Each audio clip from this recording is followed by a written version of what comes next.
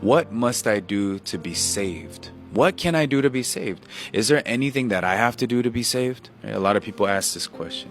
Let's look at Acts chapter 16, verse 31. We're going to look at the verses now. King James Version tells us, "Believe on the Lord Jesus Christ, and thou shalt be saved, and thy house." So what does this mean? So believe means to also accept. But sadly, people try to understand, and that's where things become confusing. They try to feel their salvation, but where do feelings come from? The heart, right? And what does the Bible say about the heart? Jeremiah 17 verse 9 talks clearly about the heart. The heart is deceitful above all things, desperately wicked. Who can know it? This means the heart is a liar.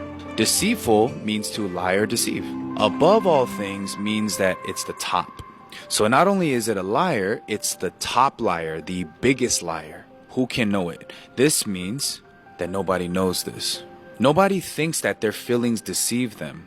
That's why in this world, or Satan, teaches us to follow our hearts and trust our feelings and validate our feelings, so that you can get stuck in this repetitive cycle of fear, of emptiness, of depression, of loneliness. This is why people who trust themselves often question or fear if they're saved. They're fearing constantly. They're feeling secure, and then they fear. Secure, and then they fear. Secure, and then they fear. In order to rectify this, in order to solve this problem of feeling secure and then losing that confidence, we must learn to accept and believe. In other words, we must have faith.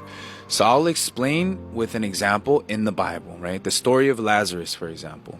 Lazarus was dead in the tomb and rotting away for 4 days. Mary and Martha and the whole congregation believed and confirmed that he was dead. But Jesus said he was sleeping. When they look at Lazarus, he's dead. He stinks. He's rotting away. He's buried in the tomb for 4 days. Nobody sleeps for 4 straight days and is producing an odor. But in the end, who's right? Jesus is right. Calls him and Lazarus, come forth. Boom, he hops up and he comes forth. The story teaches us that we must throw away what we see, what we feel, and what we think in order to accept the words of God, in order to accept salvation.